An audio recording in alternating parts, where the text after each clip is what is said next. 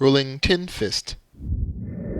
Hello, men. So this is Foreign Women Part 2.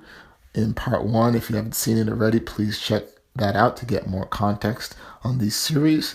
In a quick recap, this is going to be a three-part series to talk about women from non-Westernized environments. So that foreign women in that context. So the first part talked about the kind of the good things about either dating, hooking up, chilling, or marrying a foreign woman.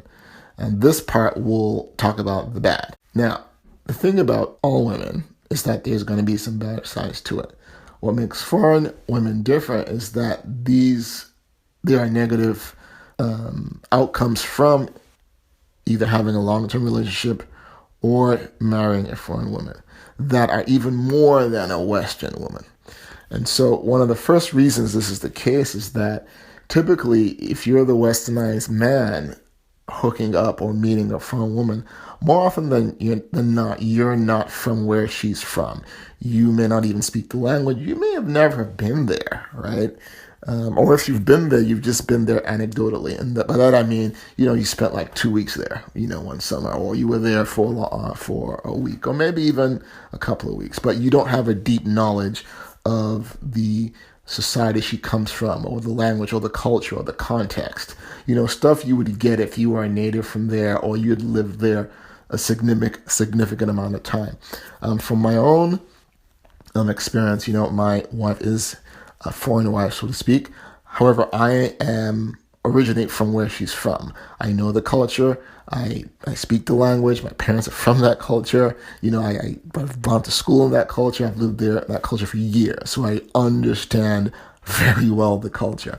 And I still have my challenges, some of which I will talk about.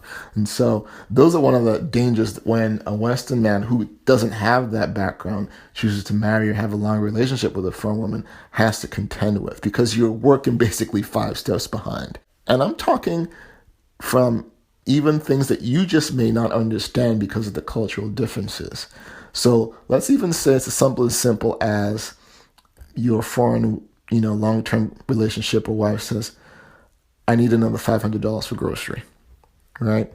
In your mind, by the way, the pretext of this is that you've given her a $1,000 budget for grocery, okay? Forget about the amounts, they're just numbers, but just for example.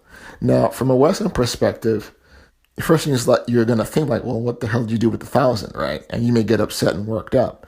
But what typically happens in certain foreign societies is that the idea of transparency isn't really a thing in those cultures.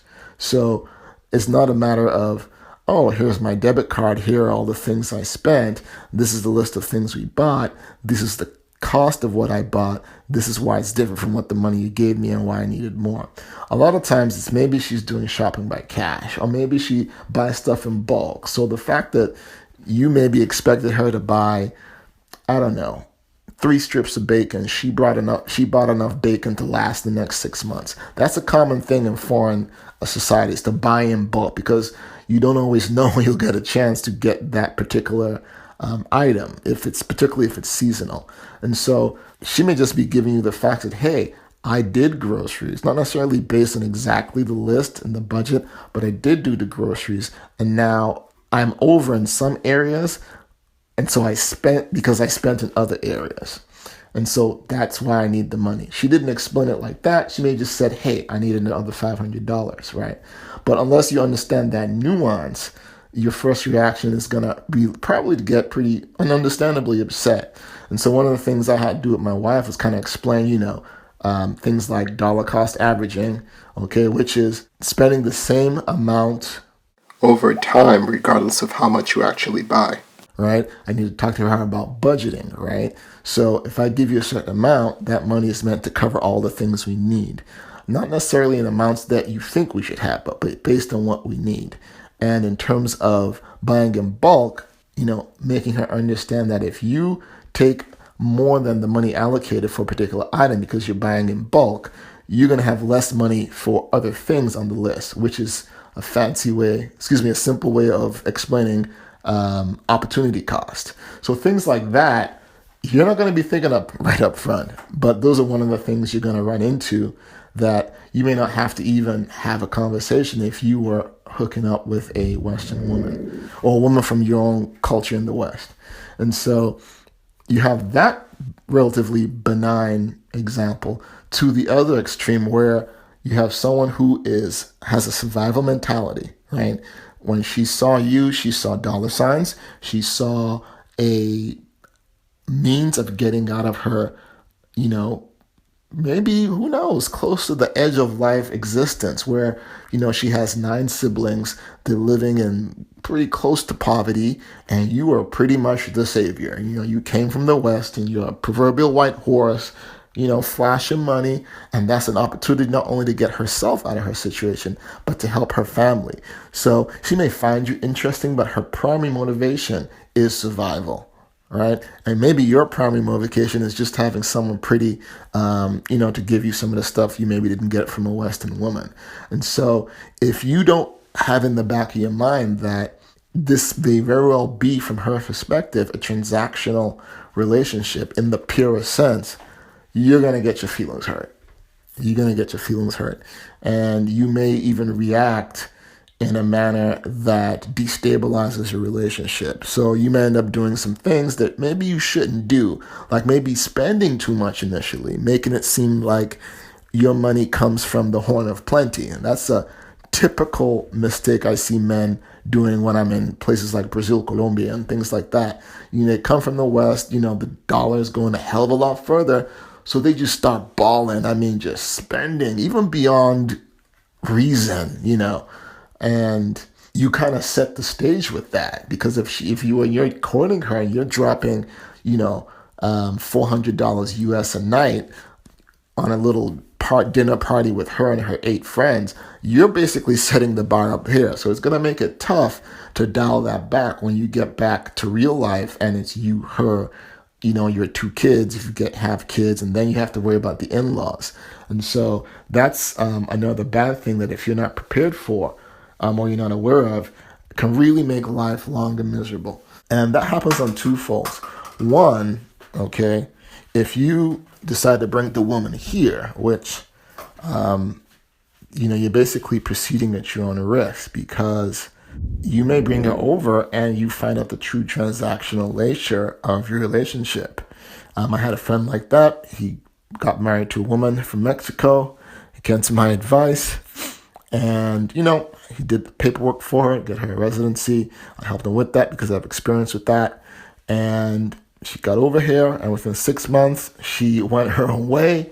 But because he, as part of his application, included an affidavit of support, which the U.S. Immigration Service makes you complete, he was basically on the hook if the government decides that, his wife had used government welfare services, and now he is obligated to reimburse the U.S. government for anything that she basically took on the dole.